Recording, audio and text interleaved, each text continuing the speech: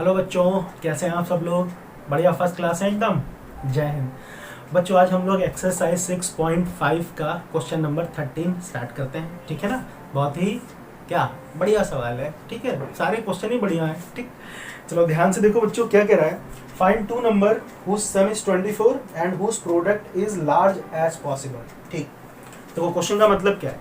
कह रहा दो ऐसे नंबर बताओ जिनको जोड़ के तो 24 आना चाहिए, जोड़कर 24 आना चाहिए, लेकिन अगर उनका मल्टीप्लाई करें उन्हीं दोनों नंबर का तो मैक्सिमम रिजल्ट आए। मैक्सिमम मतलब क्या निकालना है हमें?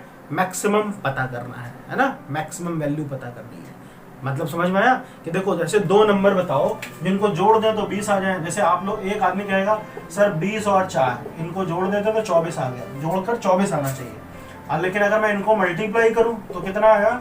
80 आ रहा है ना? अब जैसे और भी नंबर ले सकते हैं, जैसे मान लो एक 15 ले लिया और 9 ले लिया, इन दोनों को भी जोड़ूंगा तो 24 ही आएगा ना? लेकिन अगर मैं इनको मल्टीप्लाई करूं तो कितना आएगा? 135 आया। ठीक, तो ऐसे बहुत से नंबर होंगे। ठीक है, जैसे कोई कहता है कि सर 10 ले लीजिए और एक 14 ले लीजिए, तो 14 में 10 जोड़ दे 24 और 14 में 10 मल्टीप्लाई कर दे तो कितना आ गया? 140 आ गया। तो इस तरह से देखो, हमारे पास बहुत से ऑप्शन आ गए है ना, बहुत से। तो कहाँ तक हम इसको करेंगे? तो इसके लिए सबसे बढ़िया एक तरीका है, कौन सा? मिनिमम मैक्सिमा का कॉन्सेप्ट लगाओ, क्वेश्चन सॉल्व हो जाएगा।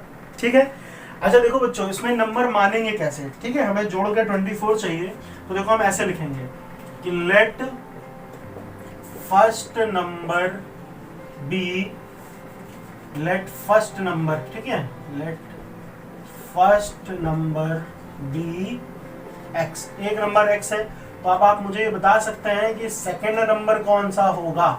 सेकंड नंबर देखो, ध्यान से देखो।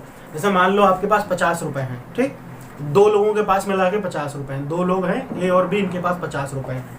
ठीक है, एक ए है एक बी, इसके पास 50 रुपए हैं। ठीक है, दोनों के पास मिला के 50 रुपए हैं। अब अगर मैं कहूँ मैं ए के पास 30 रुपीज हैं तो बी के पास कितने हैं? अगर आप बोल रहे हो 20, गलत नहीं, मतलब कैसे गलत ये बताता हूँ। अगर बच्चों ए के पास 30 हैं तो बी के पास कितने होंगे? इसके पास 50 माइनस 30 होंगे। कितने? 50 माइनस 30। अब वो 20 आएगा, अलग बात है। समझ में आया? इसी तरह से दो लोगों को जोड़ के कितने आता है? 24 आता है। तो अगर एक के पास x है तो दूसरे के पास 24 माइनस x है।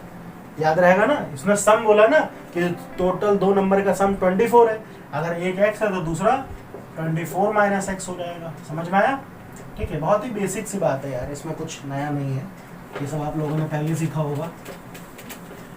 चलो अच्छा, आगे देखो।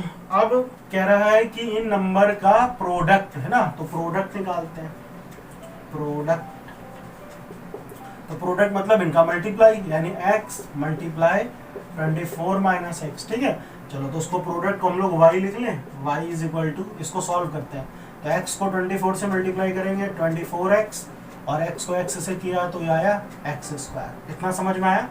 अब चलो, अब मिनिमम मैक्सिमम पता करने के लिए क्या करते हैं? इसका डी बाई डी एक्स करेंगे, है ना? Differentiate both side with respect to x। तो ये हो जाएगा बच्चों dy बाई डी एक्स। ये कितना आएगा? 24, और ये आगे आएगा तो ऐसे हो जाएगा 2x। ठीक है, फिर हमने सीखा है for minima and maxima, for minima and maxima dy by d x is equal to 0, है ना? इसको 0 के इक्वल रखेंगे, तो 0 के इक्वल रखेंगे 24 minus 2x is equal to 0। ठीक है, यहाँ पर लिख देते हैं 24 minus 2x is equal to 0। तो therefore 2x is equal to 24, तो 2 से 24 को कट किया तो x की वैल्यू कितनी मिल गई? 12। अब देखो, ये हमारा मिनिमम पॉइंट है या मैक्सिमम पॉइंट है, ऐसे कैसे पता चलेगा? तो इसके लिए हमें क्या करना पड़ेगा? इसको दोबारा से डिवाइड x करना पड़ेगा, है ना? तो अगेन डिफरेंशिएट करते हैं, again differentiate both side with respect to x। किसको? इसको करेंगे, है ना? तो ये कितना हो जाएगा बच्चों? d2y upon dx2 is equal to 24 का तो 0 हो गया और ये आ जाएगा माइनस का 2, तो जो कि कितना है? नेगेटिव। तो याद है ना, जब सेकेंड डेरिवेटिव नेगेटिव आ जाए तो इसका मतलब फंक्शन क्या होता है? मैक्सिमम होता है ना? ये चीज मालूम है? इसको हटा दो यहाँ से, चलो भाई इसको हटा देते हैं, ध्यान से देख लो। तो हम यहाँ पे लिखेंगे कि if d2y by dx2 is negative, कितना है नेगेटिव, तो function therefore function is maximum,